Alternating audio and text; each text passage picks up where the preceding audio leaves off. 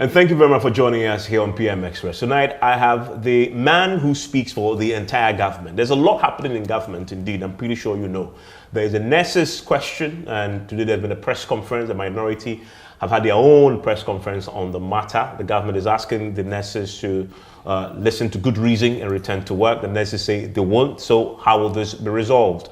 I'm pretty sure you know that the conversation is still very much alive around the 1 cedi on a litre of petrol. So how does government intend to resolve that? Today we heard from GPRTU saying that they have called off their planned strike because government had begun a conversation with them. But long term though, what happens to that particular levy that was imposed? But the government is currently going through a very good period, and the economy is rebounding, the city is still performing miracles. The man to speak to all that is with me here on PM Express. He is the government chief spokesperson, if you like. He has an official title, but I prefer to say that because he gives you the whole view.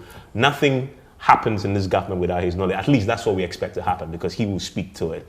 Felix Kwakye Ofosu joins me on PM Express. He's also the Member of Parliament for a very important area. I'd like him to mention himself. And you can't talk to an MP without acknowledging his people in Asebu Kwamankese. I'm grateful that you joined me. And your constituency, Abura Asebu Kwamankese, yes. And so obviously you know why I left it, because I know that I want him to get it right, not Absolutely, me. But yes. I'm grateful that you could join me. Sure. You've been very busy, very, very busy. Let's start with the one that is occupying you today. You called the press conference today, and I know you sort of facilitated it because I saw you opening it.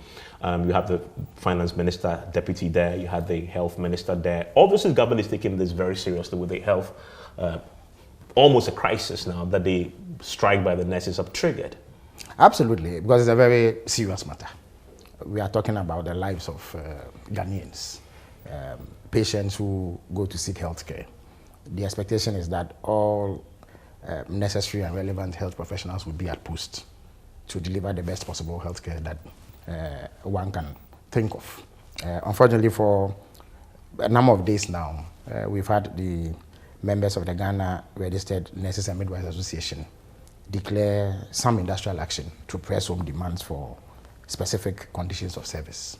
As the health minister reiterated this morning, government holds enormous respect for all health professionals, and in this instance in particular the nurses and midwives. We know that they play a very crucial role in the health delivery system. Indeed, somebody remarked to me that a hospital can do without doctors, but you cannot do without nurses, and this is a doctor actually who told me this. And so we know that they are the binding agent that holds the health delivery system together, and therefore their presence at various hospitals is an absolute imperative. So it is deeply regrettable that they have had to call this industrial action.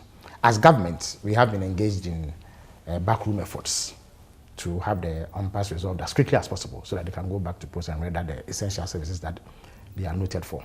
It was important that we updated the Ghanaian public on the steps being taken. One, to address the impasse itself, so that the nurses can go back to work.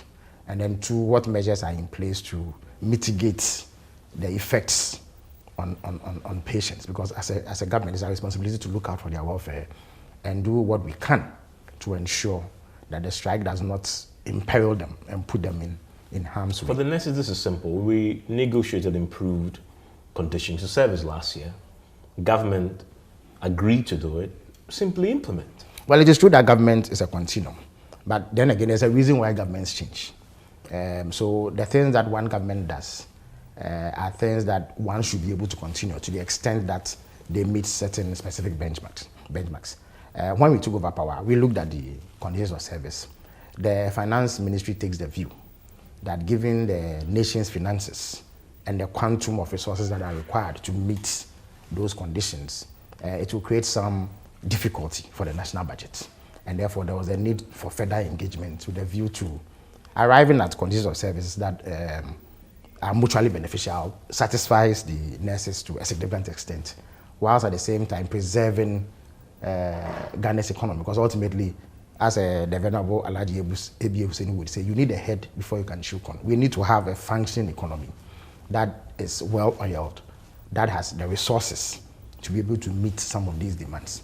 So we take the view that whatever it takes the conditions of service must be the subject of further engagement between government on the one hand and the nurses on the other, so that whatever outcomes are reached are satisfactory to both parties. But that you is see your point, right? That once government had agreed, it is true. But why do you want to renegotiate? Yeah, but Evans, you know that there are many things that we came to me that we simply cannot continue because of the way that they were done. There's a reason why governments change. So whereas government is a continuum, governance must also be conducted responsibly. So if you see that there's a difficulty that is arising out of a certain action that the previous government takes, you have a responsibility to take corrective measures to ensure that it does not jeopardize the collective aspiration that we have as a people. So as a government, it's our duty to do just that, and that is what we are engaged in. We know that we cannot take unilateral decisions. We need to engage our social partners, which is the nurses in this particular instance. We were hoping that they would be willing to come to the negotiation table for these discussions to be had. We still retain hope that they will do so. But in the interim, it is necessary to take some measures. And indeed, the health minister announced that I believe that they should have published by now a list of healthcare facilities that patients can fall on in the event that they go to some healthcare centers or healthcare facilities and nurses are not at. Are these private? Both private, some are institutional, some are public, but the way they are structured, they are, if you like, employees do not fall under the category of nurses who have gone on strike. So those are open. And it's the duty of government to direct patients in that way so that they don't suffer unduly, even as we take urgent steps to address this. The minister also announced, You mentioned urgent steps. I'll come back to them. The minister had several interventions to deal with this. Yeah. But you must have, during the transition, you were very involved. This must have been part of the handing over notes, surely. Oh, of course. But then again... So why wasn't it in the budget? But then again, you see, you don't put it in the budget merely because you've met it. There are many things that were in the pipeline at the time that we took over. There were things that the previous government were doing that we have not continued because we've done an assessment and found that it will be more deleterious to our interest rather than beneficial if they were continued. I don't know whether you've seen the conditions of service as a whole. Indeed, the Deputy Finance Minister today pegged the quantum of resources required to do that annually at 2 billion Ghana cedis. I have seen some estimates that put it higher than that. Now, the question that immediately arises is whether or not the national budget can absorb it. But we can't absorb 2 billion Ghana cedis. Yes, but can it be absorbed regarding the specific group of people who are asking for it? Bearing in mind that there are other categories of public sector workers who also have needs that government must meet. So these are considerations that were factored into the equation. Also, because it is not in the 2025 budget, it is important that discussions are had to look for ways to address it. Because one of the reasons why we are at a juncture, we got to a place where hardships became pervasive in this country, were fiscal slippages, which arose out of mostly unbudgeted expenditure. So you can't put that quantum of unbudgeted expenditure on yourself because you are likely going to record deficits. You said unbudgeted, but it was a choice you made not to budget for it. But the point I'm making is that given that discussions had not been concluded and we had not arrived at a place where we could comfortably add it to the national budget, it was necessary to hold further deliberations. Those deliberations, in my view, must happen. But to the extent that it is not in the budget yet, we cannot possibly go ahead and expend on those conditions of service. Otherwise, we'll throw the whole budget off again. We'll be back to square one. The same place where Ghanaians were, for which reason they called for a change of government. And that is why we all know the effects of unbudgeted expenditure. And you followed the national economy quite closely in the last few years. And you found that the deficits, the debts that arose of expenditure that provision wasn't made for in the budget, partly or significantly contributed to this. So we are careful. You know, workers' salaries, workers' conditions. Yes, that is true. It's not one of those things that you have a choice on the matter. It is true. Indeed, it is the first item. Exactly. It is the first item. You on have the to budget. take that out. Yes. You take your debt servicing out, and then now. But it's the first item on the budget. But so they can negotiate around that. But the point is that, there's room for negotiation. Indeed, that is why negotiations are held. The conditions of service themselves were the product of negotiation. What you're actually suggesting, you want to negotiate it to their disadvantage. Not at all. Not at all. Because you want to reduce the 2 billion. No. Well, I've not spoken about a reduction. What I've said is that we need to arrive at a place that is suitable for both parties. that is comfortable for the national budget to accommodate, whilst at the same time meeting the specific needs of nurses. All other public sector workers get their salaries and conditions of service out of negotiations. Are you saying, just to be clear, are you saying you can't pay? Well, as for the fact that that will be difficult to do this year, it is clear. It is not in the budget. So you can't pay this year? So this year will be difficult to do. But going forward, to the extent that, unless of course the position changes, but as far as I know, what I know up to this point is that it will be difficult to accommodate because it is not in the budget. But if subsequent to that, further negotiations are held, and government is very hopeful that the nurses will return to the discussion table for discussions to be had. Once that is done, then a way can be found to address it such that it does not imperil or unbalance the whole national. Because you're also not giving them certainty about next year. I'm not hearing you categorically say next year we'll make provision. But it has to be the product of discussions and negotiations. Whatever must go in the budget must be agreed between both. But it has already been agreed. No, but I said that there exists conditions of service which have not found its way into the budget. We have concerns as a government that the quantum makes it difficult for it to be accommodated. And therefore, any steps that are taken subsequent to this position must be the result of fruitful negotiations. That is what we urge the nurses to come to the table so that we can do. So that going forward, then provision can be made.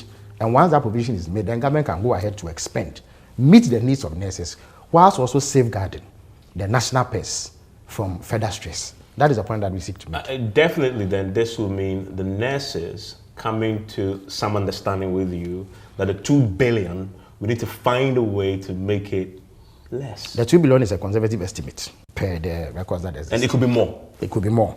And indeed, so even if you can pay the conservative estimate, indeed, it could be more. But the point is that then you definitely again, as I have stressed throughout to reduce it somehow. As I have stressed throughout the interview so far, we need to find some common ground on the matter. The way to do so is for both parties to sit around the table. That is what we think should happen. Indeed, that is how any impasse of this nature is resolved. So we are hopeful that the nurses will come round to the table. Let's talk about the alternatives. So the health minister gave out, you mentioned one, which is alternative health facilities that you can go to if the hospital you're attending currently has nurses on strike. But he also mentioned the retired nurses, appealing to them to take up. You won't pay them what they do? Oh, of course, they will have to be compensated somehow. The point is that there are indeed active serving nurses who have refused to join the strike and are actually at post. We commend them highly for their public-spiritedness. There are also experienced hands who are no longer in active service. And if you listen to the minister carefully, he said they should volunteer. So it is purely voluntary. Yes, they've gone out of retirement. They should be enjoying their rest and what of that and all of that. But at this moment, there is some difficulty. There's a gap that needs to be filled. So to the extent that they are willing and are able to provide services, we will welcome them. As for what they get for doing so, it should be a matter of discussion between the government and them. And I believe that it's not the first time that this will be happening. I believe there are public-spirited individuals out there who want to step up and help, giving the plan. You see, our biggest concern in all of this is how to ensure that the Ghanaian patient does not suffer when they go to the hospital. That is our ultimate concern as a government. And if there are ways around which this can be done, even as urgent steps are taken to engage the nurses further to resolve the impasse, it is our duty, it is our responsibility to ensure that it is done. That is how come this proposal. I've seen people attempt to distort it to mean that that is our solution to the impasse. That is not our solution to the impasse. As we speak, the nurses have refused to come to the table. Up until when they come to the table, there will be a toll on the Ghanaian patient because of the strike. We cannot sit askance and hope that patients will fend for themselves. We have to do something to bridge the gap. And that is the duty of every responsible government. So if we believe that there are people out there who haven't served their time, are gone on retirement, but are still able to render some useful services to, as it were, provide a bridge in the interim, in the situation that we have, I think it's something that we should encourage. I don't think that it should be mocked in the way that some have attempted to do. Maybe so. Yeah. How is this going to be facilitated? You said voluntary. So they will report to their district health directorates. It's voluntary.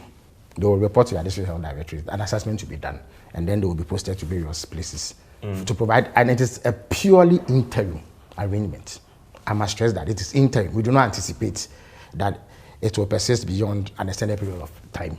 But as we speak, well, I don't know when you can resolve the nurses' strike. Well, I think that I'm hopeful, given the information that I have. I'm hopeful that. But you heard them today, shortly after your press conference. They are very clear and categorical that they are not going to listen to you. They want it, and they can't wait till 2026. It is not a surprising position. You have covered industrial actions many times. You know that union leaders have a certain way of communicating. The posture changes as time goes on. And so we are hopeful that despite the current posturing, underneath that, there's a commitment on their part to mitigate the suffering of Ghanaian patients. And I'm hopeful that in the next few days, we should get back to the drawing board, come around the discussion table and find a solution to this. This is your first labor crisis, because next week, in fact, you're going to have another one. CTAG, UTAG, TTAG have issued a statement yesterday giving government a Monday ultimatum to resolve the issues around their Booker research allowance and the exchange rate around that. I don't know, they're also going to call a strike. And the entire tertiary sector will be shut down if that is not addressed. Has that come formally to the government? Of course, we are aware that there are similar intentions. It is true that we are a new government, but we are an experienced government, because many of the members of this government are people who have been there before and are not entirely new to this sort of phenomenon. Labor unions have a right to assert demands and insist that things be done a certain way to make them comfortable. Government has a duty to listen to them, and I can assure you that we will reach out to them. We will get them to sit around the table, have discussions. But these also go to show the underlying problems that the previous government left. But it's our duty to pick up from where they left off and ensure that corrective measures are implemented and that the concerns are addressed. We will do just that. And I believe that the Minister of Education and the Minister of Finance possess the necessary wherewithal to lead government's efforts to address whatever concerns are emerging from the education sector. Governments exist to solve problems. And as I've said, we are a government that is experienced. We've seen it all before. We know exactly what to do. And we'll do just that to avoid any further difficulties for the people of Ghana. Let's talk about the government's most controversial policy yet in the last 5 months, the 1 cedi on a litre of fuel. I saw you on the floor of Parliament, one of the voices on the floor making a case for why this is important. When you took the decision, I believe at Cabinet, that we were going to impose this, the main accusation, even before we come to the substance of it, was this was almost done under the cover of darkness to spring a surprise. We went to bed, I believe, that night. We woke up in the morning and it has been passed. Why did government choose that approach? There was a certain sense of urgency. In fact, the bill itself was sent to Parliament under a certificate of urgency. The laws allow that. It is not accurate to say that it was done under the cover of darkness. The bill was literally sent, it was in the dark. The bill was sent. Literally. The bill was sent in broad daylight. I was in Parliament the whole day. It was sent. Was it daylight? It was sent in broad daylight. Parliament is covered by media organizations. Indeed, the first reports about this came out during the day. It wasn't during the night. I saw it on your network during the day, sometime around midday or around 1 p.m. The rules are such that it has to go through a certain process. So it is a process that dragged, and therefore we had no option than to stay, especially when it was brought under a certificate of urgency to get it passed. So that rendition is not entirely accurate. It is not the first time in our history that important bills have gone through that particular process. Of course, we understand the feedback about consultation, but there's why didn't that happen? No, well, it was not to spite anybody. There was no hidden agenda. In any event, we're not going to be able to smuggle this. The people of Ghana would definitely know. But I think that, for me, the more substantive point is the reasoning behind it, the intent of the increase, and what we seek to avert going forward, given our history. Evans, as I had cause to say on your network last Saturday on Newsfile, we understand fully that the people of Ghana are expressing concern. It is legitimate. It is to be expected. People who have grown weary of multiple taxation over the years, especially in the last 8 years, people who have endured the sort of hardships and suffering that we've gone through, the escalating cost of living that we witnessed in the last 8 years, and the pain and anguish that they went through, are certainly bound to react in that manner. But one of the things that underpins responsible governments is that they have to do what is necessary to resolve problems that they meet. Evans, the energy sector is far and away the biggest problem confronting this nation. I won't say government, the nation. And we all know the history. Because of how the issue of energy pricing, electricity, and previously petroleum has gone, we have incurred debts that consistently threaten the sector. You recall that we had similar problems in the petroleum sector, but sometime in 2015 or so, we introduced the food deregulation. Initially, it met some resistance, but over time, it's proven to be beneficial because it has removed effectively the problems that we used to face in the petroleum downstream sector.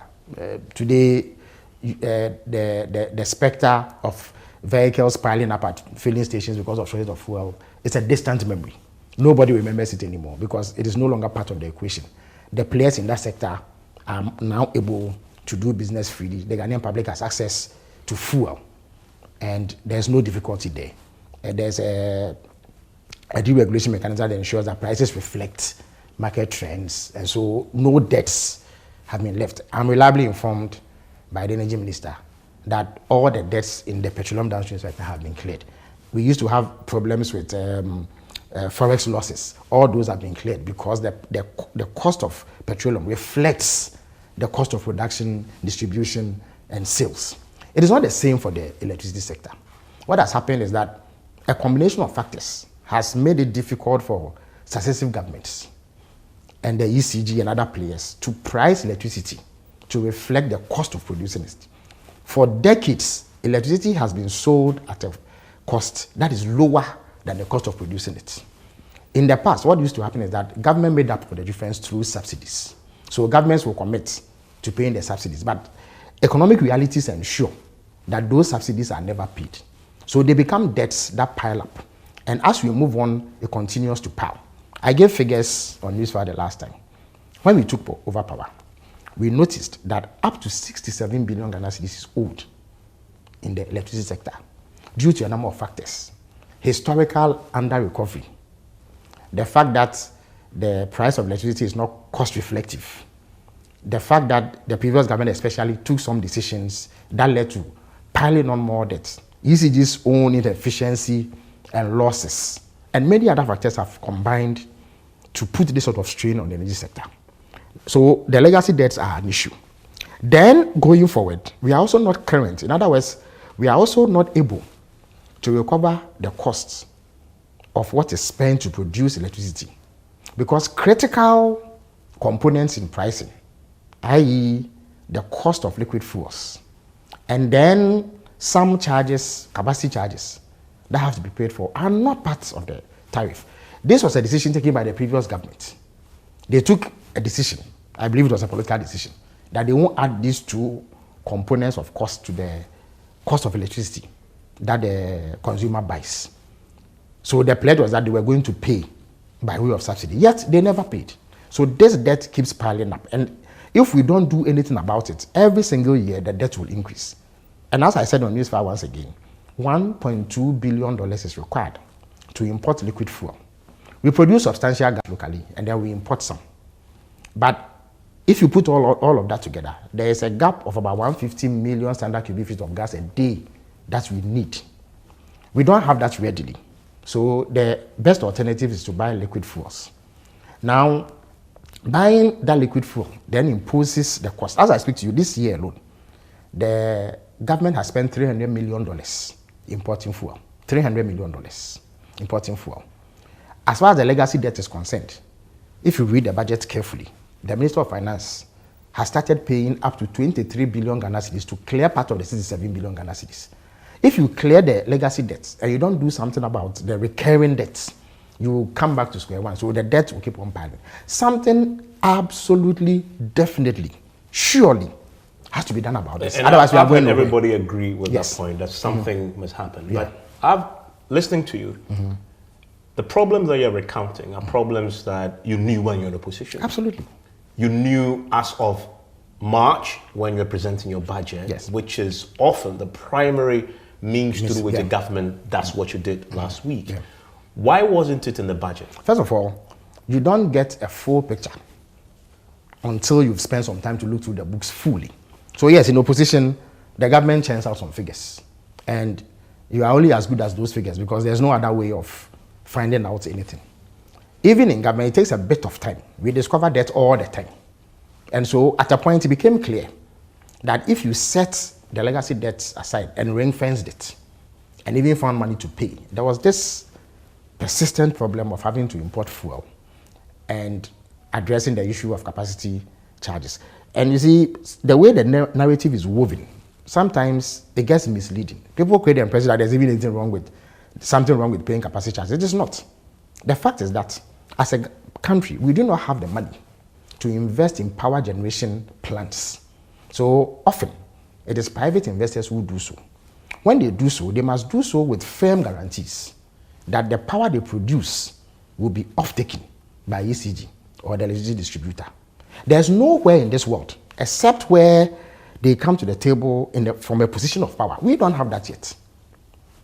Where anybody will come and set up a plant and will not exact guarantees that the electricity will be bought. In other words, they can't build a plant that is idle, which you go to only when you need them. It doesn't make any business sense. It's not sustainable. Nobody will do that.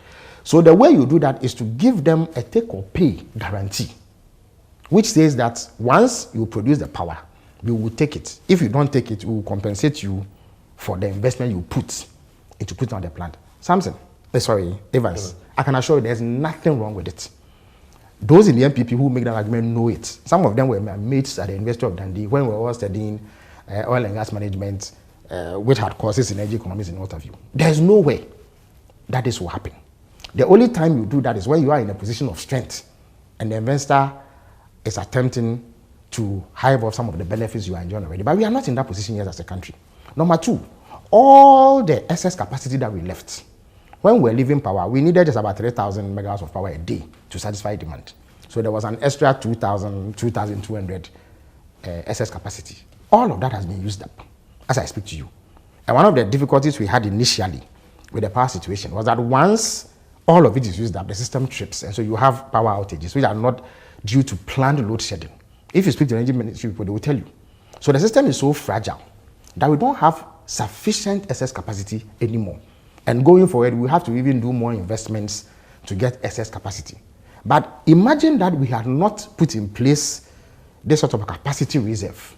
And bearing in mind that the MPP itself did very little in terms of adding onto our generation capacity, where would we have been? Where were we going to get the extra 2,000 megawatts from to make up for the difference that we found in the recent past? So the point I'm driving at is that just as we did for fuel to resolve it once and for all, it was not very pleasant when we implemented the full deregulation. But today, everybody can testify that it was a far-sighted solution to an existing problem. So we've eliminated the problem in that sector, and nobody complains anymore about it. Except that this time you're imposing a tax. But it is the only way we can do it for now. You see, the alternative would be that, okay, factor in the cost of fuel, factor in the cost of capacity charges. If you did that, electricity prices will rise 50%. Already I've told you that the electricity price we pay. Now, it's not a very pleasant conversation, but it must be had so that we understand it fully. You see, the cost of electricity that you and I pay now does not reflect what it costs to produce it. You haven't factored in the inefficiency. I'll come to that. I'll come to that. I'll come to that. Electricity is produced at a cost higher than what it is sold for. That is the reality that we face. It is not a sustainable business model under any circumstance. Unless, of course, you are a country that has so much cash that you can pay subsidies to augment it. But we are not in that position. So something must be done. If we add the costs that is not factored into electricity pricing, electricity cost will go up by 50%. And that would be simply too much for consumers to afford. So doing it on fuel prices is a more efficient way of doing it. Also, because as we speak, I'm coming. You make the point that it's the most efficient. Yes, it is. But the most efficient really is plugging the inefficiency, the technical, the commercial losses that we know happens at the ECG's end. Evans, true. That is a solution. Evans, true. Long-term, more sustainable solution. I know, and the experts know, and those who work. So why didn't you tackle that? Evans, so I'm making a point. If you let me. So the solution. Evans, I know, the experts know, and those who work in the sector know that whereas commercial and technical losses are a problem, if we resolved all of that, it still does not address the disparity between the cost of producing electricity and the cost at which we are buying it. For instance, if but you'll be recovering your cost. Not fully. In any event, that takes a bit of time to do. You won't do it. But then the fundamental question, that one CD, will it give you, will it recover enough to import everything that you need? Evans, you can't do all the efficiency corrections in the 6 months that we've been in power. It will take some time to fix the system. Even if all of it was fixed, I'm still telling you, and any expert will bear me out, that it will not be enough to resolve the difference. Because ab initio, you are buying a commodity expensively, whose cost you are not accounting for in the price that you give to the consumer. The other issue too is that what this levy does is that it gives us substantial resources that meets us halfway, because it will give us 5.7 billion Ghana cedis, which roughly translates to $500 million a year. As I speak to you, there are steps underway to increase gas inflow so that we have additional gas to knock off the need to buy more fuel. If you look at the numbers, 1 MMBTU of gas, which is a million British thermal units, that's the unit that gas is measured in terms of its energy. It's $10. The equivalent of that in oil is $61 per barrel. You understand me? So it costs almost 6 times. Almost 6 times, or more than 6 times in oil. So if you buy oil, you can replace it with gas at 1/6 the price of oil. So the more gas we have, the better we are able to. Because it's cheaper. Exactly. But unfortunately, we don't have that sufficient. So there are systems in place to ensure that we have it. You've heard about the second gas plant that we're working which on. obviously depends on the ability of the producing partners to give you. So once that comes on board, it will increase gas availability, and then additional imports from Nigeria but clarify will this help for us. me. The 1 CD on a litre. Yeah. Is it to buy fuel now, the recurring cost, pay debt, or both?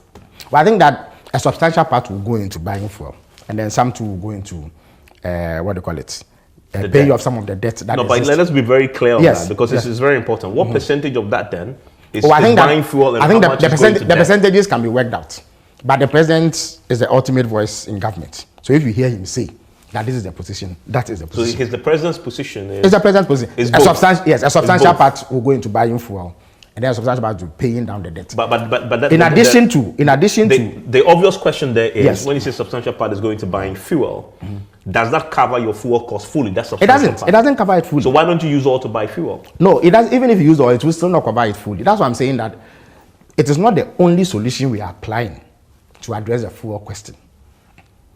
Ultimately, our aim is to get cheaper fuel, which is gas, because it saves everybody the trouble of having to find too much money to buy fuel. It also immediately translates into reductions in electricity prices, because we have a automatic tariff adjustment system. If you implement that, it means that if the factors of production increase, you increase the price to reflect it. If they decrease, you decrease the price to reflect it. So yes, it's a very painful decision to take. Again, we can assure the people of Ghana that we have demonstrated fiscal responsibility thus far.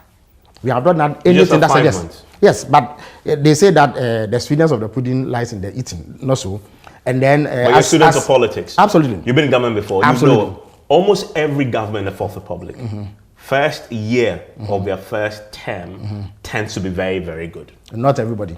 But the point, I can go back. But you see, but you need to look. But you need to look at. You need to. At the very good. Some of the decisions that have come to affect us result from the decisions they took early in their government. For instance, in 2018, for instance, they unilaterally said that they had reduced electricity prices, so you are not paying for what you should pay for fully.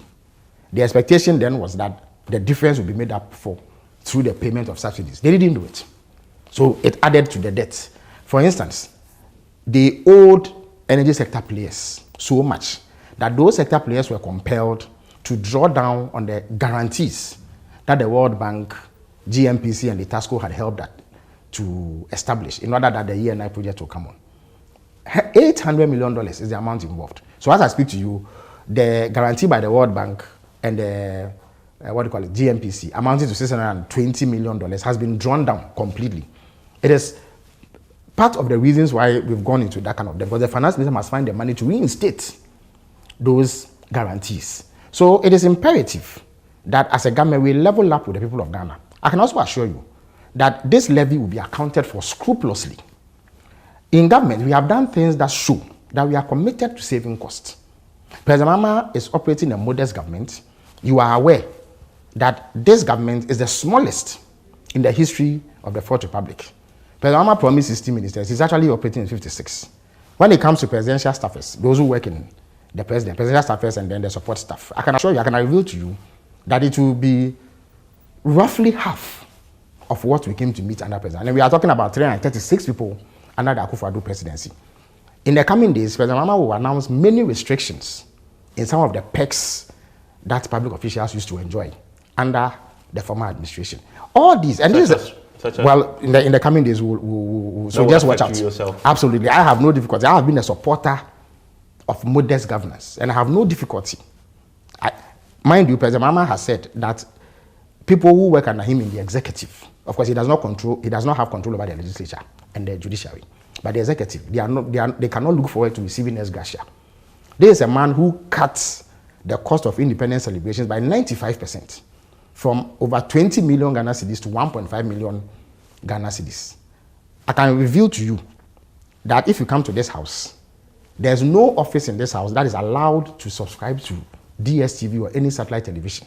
It is the same for... Well, it's good. I know you watch Joy News. Absolutely. So thank John Mahama for that. At least absolutely. You watch us. So you will say that, but that is a trivial matter. But he has done that. Because when you computed the cost, it was significant money. Consume local. I have no difficulty consuming local. My appetite is local. So I actually watch. So you mean, so his cut is even affecting what you watch? Absolutely. You can turn on the television that you see here. You will find that I'm only limited to local television stations. How much does it cost you to? Yes, but if you add it together, and it is something that will be extended to all government agencies to ensure that we don't waste the taxpayers' money. There are other cuts that will be announced going forward. So this is a man deeply committed to making savings for the Ghanaian, because we know that governance necessarily involves taking tough decisions, some of which will impinge on the citizenry. But the citizenry must see corresponding levels of modesty on the part of government officials. And that's what President Mahama is committed to doing. So I can assure the people of Ghana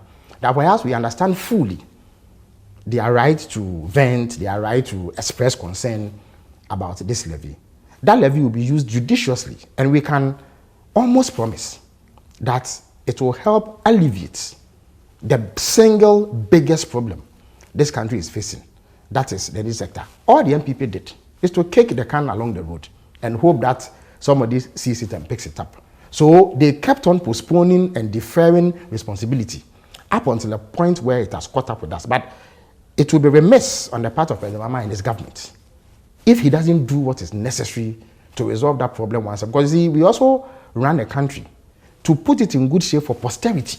The problems that have afflicted us over the last 3 decades or so under the Fourth Republic must come to an end at some point. And one of the ways you do it is to take difficult decisions in order that you arrive. But you've made more fundamental point about this, that you are pursuing the more sustainable, permanent solution dealing with the ECG problem. Yes. Fundamentally. Absolutely. And I can assure you, indeed, it's an important point you raised about the ECG. Yeah. People have... But let me ask the question. Sure. The reason why I raised that. If that is the case, it is fair to assume that you are expecting about a certain time you would have dealt with this at a more fundamental level. So why is there no sunset clause in the... First of all, it is important that we give ourselves sufficient time and opportunity to address the problem. There's no point going to put factors on your own self in order that you satisfy a certain demand. I've told you that the ultimate solution is to get cheaper fuel. If we get cheaper fuel, it alleviates the problem that government itself faces, because it is not fun to cough out $1.2 billion annually to buy fuel when we could expend that money on more pressing problems that Ghanaians want addressed. What with our roads, with water, with electricity. When you come to Abu Dhabi, for instance, I was there yesterday. We have dilapidated schools that are crying for innovation, that are crying for new facilities. $1.2 billion roughly translates into around 12 to 13 billion Ghana cedis. Imagine the difference that it can. Indeed, it is roughly equivalent to what we budgeted for Big Push, which is our flagship infrastructure project. We have teeming unemployed youth. And despite the introduction of multiple programs like Jubilee, the National Apprenticeship Program, the 1 million Codes Program, and what have you, more needs to be done. $1.2 billion will make a difference, a huge dent in the unemployment situation. But we are compelled to use it to buy fuel just to keep the lights on. It is not a sustainable approach to managing the country. So ultimately, we look forward to exploring cheaper energy fuel sources to ensure that we produce the energy that will drive. At which point you would scrap. Once that happens, if you are getting cheaper fuel, it means that your pricing will naturally be affected, and it will go down in fulfillment of the principle of automatic tariff adjustment. Has it been discussed that this will be scrapped once you hit that ultimate sustainable? Well, I think that President Mahama himself, the day that he signed the bill into law, spoke to the media, and your network broadcast it. He said that this is an interim measure. An interim means that it won't last forever, because we don't anticipate that the problem will persist or worsen, given the solutions that we are putting in place. And then we look forward to the period where we get cheap, urgent work. I am on the committee working on the second gas plant. I know that efforts are underway to increase gas inflow from Nigeria and elsewhere, reliable gas inflow. There's talk about LNG and other sources of cheaper fuel, which will help overcome the problem that we face. But in the interim, we all have to bear the responsibility as a people to address one of our biggest, if not the biggest problem that we have. Let's talk about another controversial subject of the land. Why are you persecuting the former government officials? At least that is the accusation against Evans, you were in the media, and I recall that your news organization was vocal in the exposure of corruption under the previous government. Indeed, you demanded that action be taken in respect of corruption. I can say without a shadow of doubt, because I was in the trenches campaigning, that one of the most exciting campaign promises, as far as Ghanaian voters were concerned, is oral. That is a flagship anti-corruption activity. It is the duty of every government to fight corruption wherever it rears its head, whether it's pervasive in the current government or it did happen under the previous government. All public officials, including myself, including the president, are subject to scrutiny and accountability. It is a principle that nobody can run away from. So we cannot have a situation where public officials are called to answer for things that they are believed to have done that are detrimental to the interest of the state. But must be done according to due process. You're arresting people in Rambo style. You're denying them bail. Evans, what is a Rambo style arrest? One to me. How is that? His vehicle was put law enforcement in the pit maneuver. He was yanked out of the vehicle by marksmen. Law enforcement officials. Evans, you are highly exposed. You are highly exposed. I mean, you've traveled the world. You follow the international media. You see how external law enforcement officials carry out their work. When Trump wanted illegal immigrants deported from his country, you see the level of force they use, insofar as it subdues the subjects and makes them subject to law enforcement. It is done. I can say, without a shadow of doubt, that there's nothing that has happened under this government which constitutes the violation of anybody's rights. Police officials are allowed to be sufficiently armed insofar as they believe it will help them apprehend a suspect. You know that there are two ways to effect an arrest. You can get a warrant to effect the arrest, you can get a search warrant to search somebody, or a law enforcement official in the shape of a police officer above the rank of a superintendent can arrest you without a warrant if he believes you committed a crime. None of these three principles has been violated in the Wontumi case. It is not, you see, I solidarized with members of the then Mahama former administration who were taken through law enforcement processes. My friend Kudochu Mbuafo was arrested by Yoko. I went to Yoko to visit him, but I did not create a scene. There was no ruckus over his arrest. I just went to ascertain his welfare together with his lawyer. My brother, the Honorable Atufosin, who had been the former deputy finance minister, around Christmas in 2022 was a subject of law enforcement activity. He was cautioned. He was called, questioned, cautioned, his statement taken, and then taken to court. For 2 years, I followed him to court.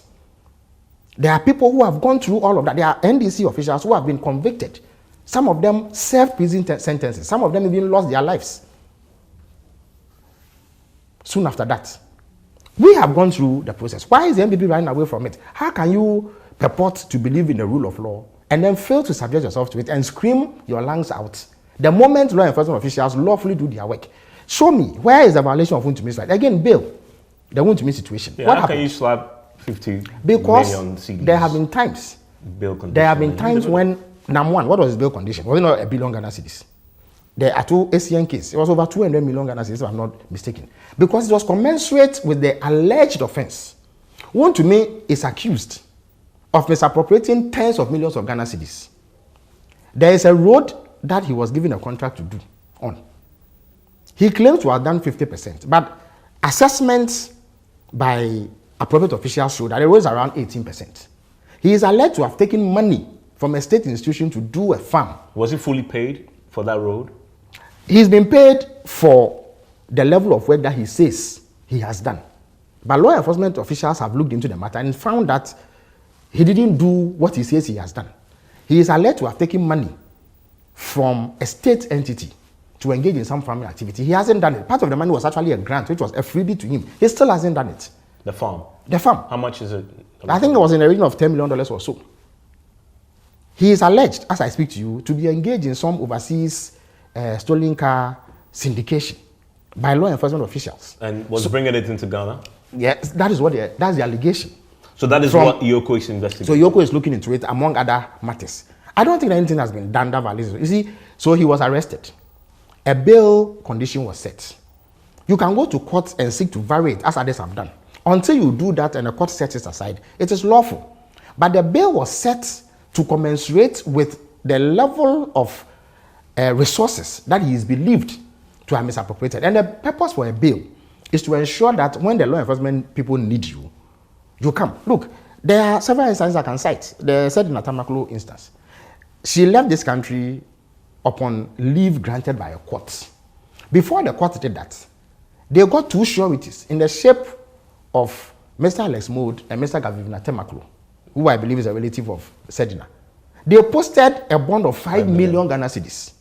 When there were difficulties reaching Madam Sedina, the court held Mr. Alex Mode and ordered him to pay the amount until he was able to extricate himself by giving cogent reasons that the court accepted. So, and again, I will recount the story of Mr. Anima, Dr. Animana again, because Ken Oforiatta says he is unwell. I'm the last person to gloat over anybody's health status, and I don't wish that upon even my enemy. But why? The same people who are complaining now had no compunction putting Dr. Animana, who I believe was in a worse health situation than Mr. Oforiatta. And I sat in court, so I observed him. The man could not even move. He was not mobile. He sat in a wheelchair. From the day he was, interrogated, to the day he was brought to court, from the very first day of the trial, the man was consigned to a wheelchair. He had serious kidney problems. He had urgent need for a kidney transplant. He was partially blind. He was partially deaf, or better still, he was audibly impaired. The man could not speak because of his health condition, yet they put him in a dock to answer questions under cross-examination. Look, because he could not see, anytime he was given a document to read, it was his lawyer who had to do the reading for him. There were times when the judge had to halt the trial midstream because he had been taken seriously ill, so he would go to Kolebu, be there for 2-3 months before the trial resumes. There were times where in open court, the judge had to truncate the session because he went into immediate distress.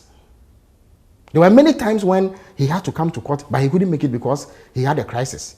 He was on dialysis treatment, so he had to go. And yet he had to move long distances from Kwabenya to the court every time the case was called. And every session sometimes used to last between 2 to 3 hours.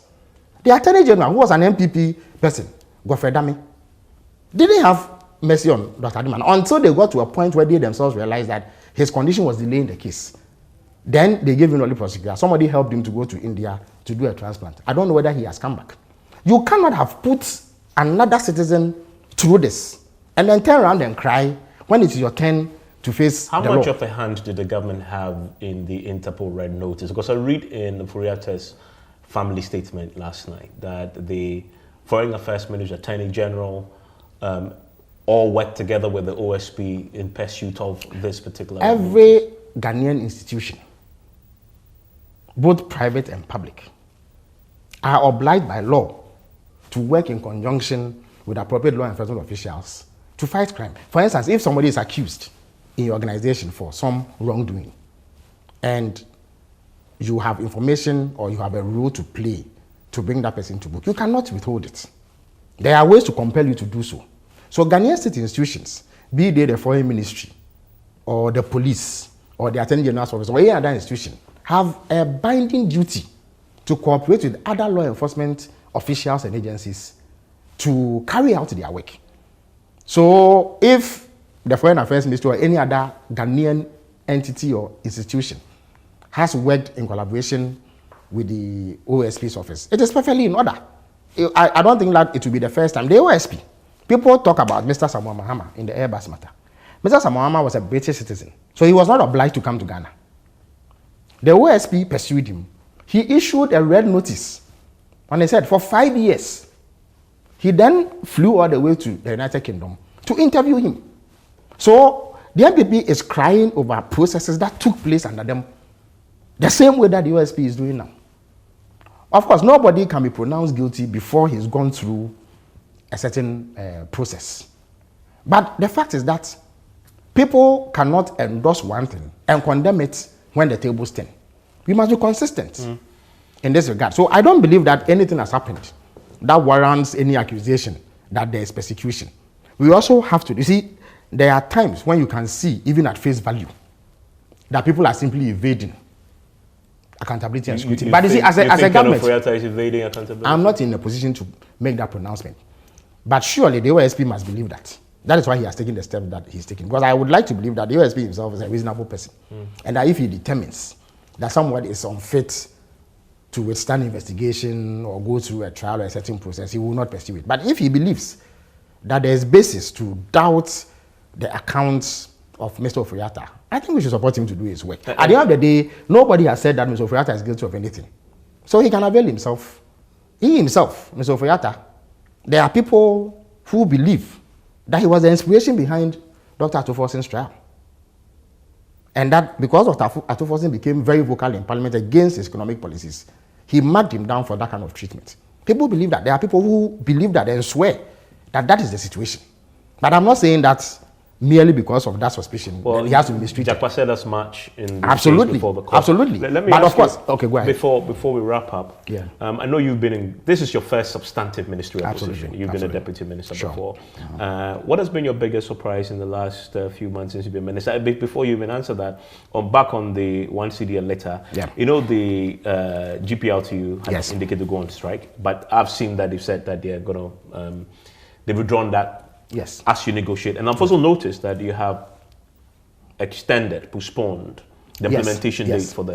I think that, explain that. Why I think that it only goes to testify that we are a government that believes in engagement with social partners. So it's not because you have plans of not implementing the tax? Oh no. I think that the roadmap, indeed the GRA were eager to implement it this past Monday. So why have you postponed it? Reason had to be because again the other partners, that is Kumak, if I'm not mistaken, the oil marketing companies, put in representation that said that they thought that they needed more time to calibrate their systems in order to reflect the new price. So I think reason prevailed. I know that the finance minister intervened. He worked with the MPA and Comac on one, and the GRA on the other hand to address it. So it only shows that we are willing to engage social partners, and to the extent that common ground can be found in the way these things are done. But this one, there's no common ground. You're implementing it anyway. No, but you are compelled to act in certain ways, given the exigencies of the time. We also, I think we will all admit that fuel prices have dropped substantially. As we speak today, the cost of living is lower now than it was 5 months ago. Not least amongst the reasons is the performance of the city, which is the result of targeted government policy. So today, fuel which sold in Goa, I can use Goa because it's a state entity, for roughly around 15 cedis. Now sells around 12 cedis or so.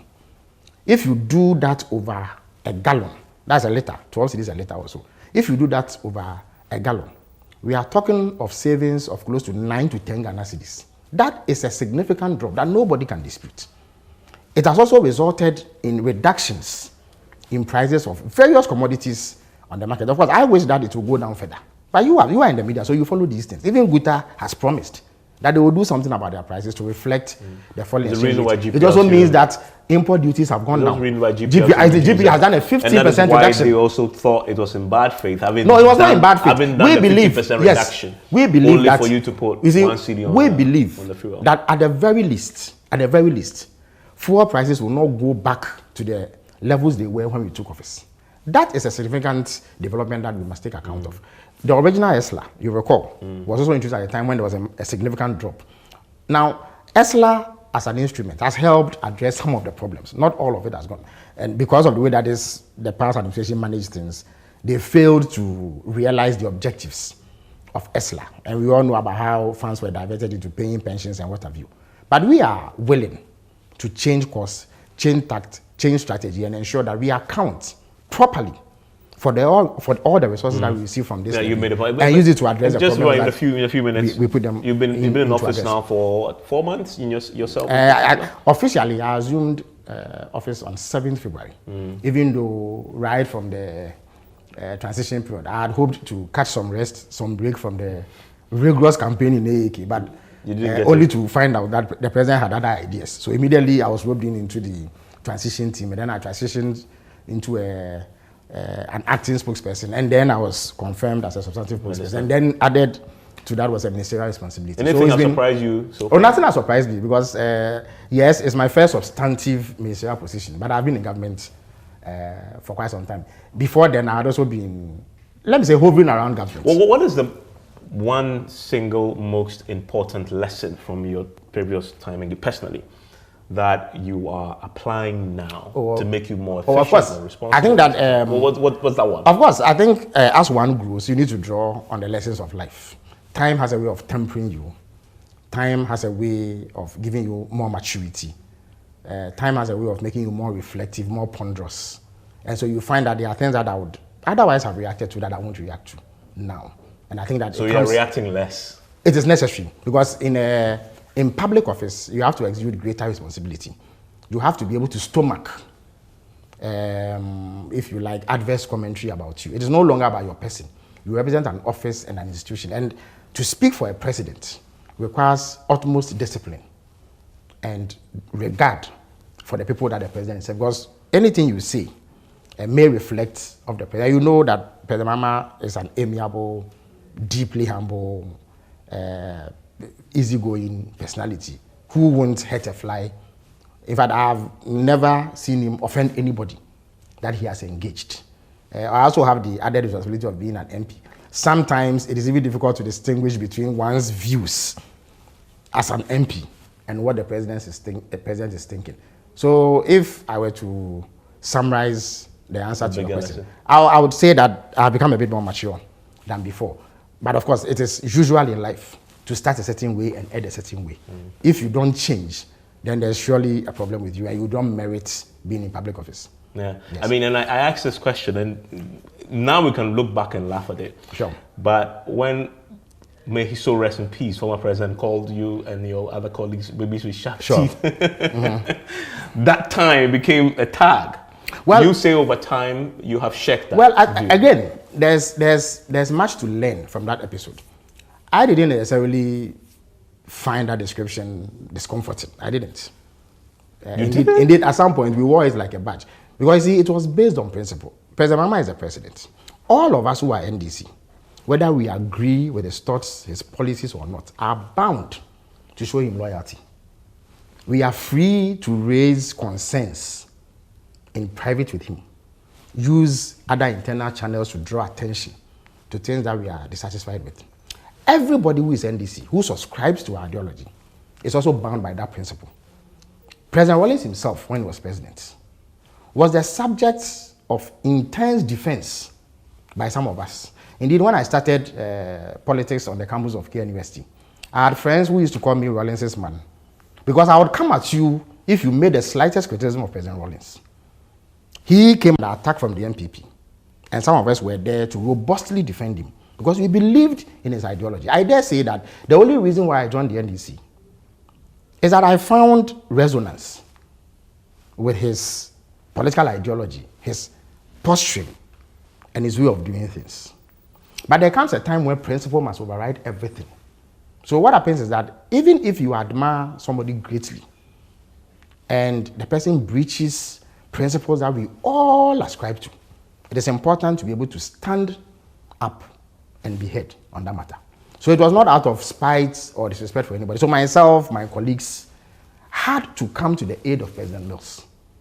Because as president, he deserved a certain kind of treatment from all of us. We thought that there were periods when things got out of hand. And not coming to the aid of the president would have reflected badly on us. It meant that we were people who didn't have principle, and that we allowed personal admiration to override the need to stick to collective principle. We did the same for President Mills. We have done the same for President Mahama. When President Mahama eventually leaves, everybody who comes after him deserves the same. That is what will carry us through. But we cannot blow hot and cold depending on the personalities involved. I don't believe in that kind of politics. So I admire President Rawlings greatly. For me, the most charismatic leader Ghana has had, apart from Kwame Nkrumah. Indeed, I was in Burkina Faso 4 weeks ago, when they opened the museum dedicated to the memory of Thomas Sankara. They named the whole street after President Rawlings. I inquired from the organizers why they would take such a step. And they told me that, as far as they are concerned, Sankara drew inspiration from Rawlings. There was a time in West Africa where all the young revolutionaries drew inspiration from President Rawlings. So he stood for something that was great. And that is what drew all of us. Because when we were growing up, they were precious. And you know that it was not fashionable for young, educated people to associate with the NDC because of a certain conscious effort by the MPP and their colleagues, some in the media, some in academia, to bastardize the reputation of President Rawlings and build a caricature out of him and make him unattractive. But we saw through the charade and we rallied to his defense. That same spirit means that if a leader emerges, all of us must accord him the needed respect and reverence so that he can lead us. It doesn't mean that you endorse wrongdoing, far from that. But I thought that when you look back, we did not put a foot wrong. It is that principle that has carried us to this level. So you and has made us endure. Minister, he is. Foreign Affairs Minister. Dr. Mane is. Chungwafu now is at FIC. And many others too are quite. All of them, by the way, for those who are, TikTok, girls and boys who don't understand. They don't understand. Those were very exciting periods. All babies with those were exciting periods. I guess that one of the problems too then was that we were not used to that kind of politics. We were not used to sharp-witted, young, vibrant persons who were willing to challenge the status quo. So it was relatively new. Ghana is traditionally conservative. So it is unheard of for young people to even challenge persons who are deemed to belong to the older generation. So people got a certain shock when we emerged and were willing to take up the issues and pursue them. So that may have contributed to that kind of narrative. But now you see that it's not surprising. There are people much younger than myself who are occupying important government positions and are excelling. So I would argue, in fact, President Rawlings himself burst onto the scene when he was barely out of his 30s. Yeah. In fact, he was 31 or 32 when he first emerged and won the admiration of many Ghanaians. So he himself is a prime example of what young people can do to affect society and affect change. So it's a lesson that we learned. And I would encourage young politicians not to allow traditional conservative thinking to stymie their growth and their ability to contribute to national discourse. Of course, they can learn lessons, they can refine things, they can improve upon what we did or how we did it. But ultimately, I think principles should stand. You do the same way today? If I had to defend President Mills the way I did when he was alive up until when he passed, I would do it again. Okay. Yes. Felix, thank you very much. The pleasure is mine. Enjoy the rest of your evening. All right.